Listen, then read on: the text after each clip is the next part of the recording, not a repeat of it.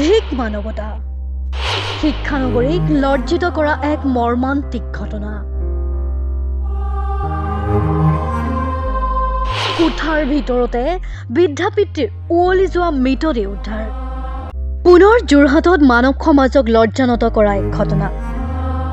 যোৰহাটৰ মবন্ধা ভকত পমুৱা গাঁৱত সংঘটিত হৈছে এক অমানৱীয় গানুম খিয়ৰি উঠা এক ঘটনা।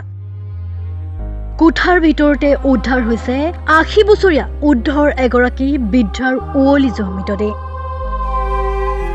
নিজৰ পত্নী কন্যা সন্তান জোৱাই থকাৰ পিছতো উৱলি গ'ল পিতৃৰ মৃতদেহ। নিজৰ একমাত্ৰ কন্যা সন্তান আৰু জোৱাইৰ অৱহেলিতাৰ বাবে আজি অকলশৰে মৃত্যুৰ সৈতে যুঁজ দি মৃত্যুক আঁকোৱালি ল'লে প্ৰদীপ দত্ত নামৰ এইগৰাকী ৮০ বছৰৰ উদ্ধৰ বৃদ্ধাৰে। অসুস্থ প্ৰদীপ দত্তৰ এগৰাকী বিবাহিতা কন্যা আছিল। অসুস্থ প্ৰদীপ দত্তৰ অকলশৰে বাস কৰিছিল প্ৰদীপ দত্তই। মৃত প্ৰদীপ দত্তৰ পত্নী কন্যাই প্ৰায় ৩ মাহৰ পূৰ্বে নিজ ঘৰলৈ লৈ গৈছিল।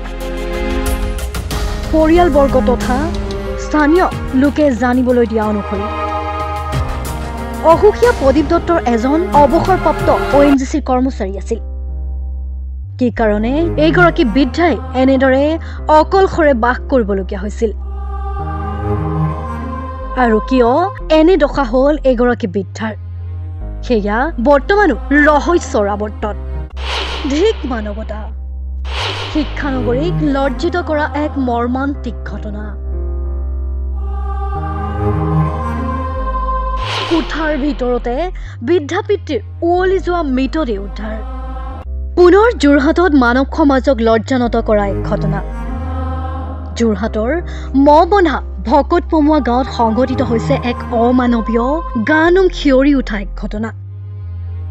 কোঠাৰ ভিতৰতে উদ্ধাৰ হৈছে ৮০ বছৰীয়া উদ্ধৰ এগৰাকী বৃদ্ধাৰ উৱলি যোৱা মৃতদেহ।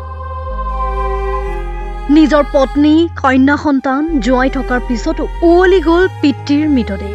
নিজৰ একমাত্ৰ কন্যা সন্তান আৰু জোৱাইৰ অৱহেলিতাৰ বাবে আজি অকলশৰে মৃত্যুৰ সৈতে যুঁজ দি মৃত্যুক আঁকোৱালি ল'লে প্ৰদীপ দত্ত নামৰ এইগৰাকী ৮০ বছৰৰ উদ্ধৰ বৃদ্ধাৰে।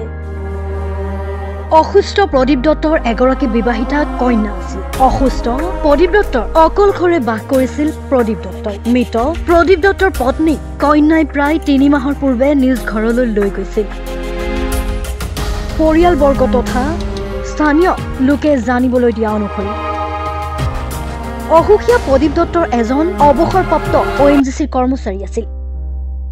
কি কাৰণে এইগৰাকী বৃদ্ধাই এনেদৰে অকলশৰে বাস কৰিবলগীয়া হৈছিল আৰু কিয় এনে দশা হ'ল এইগৰাকী বৃদ্ধাৰ, সেয়া বৰ্তমানো ৰহস্যৰ আৱৰ্তত।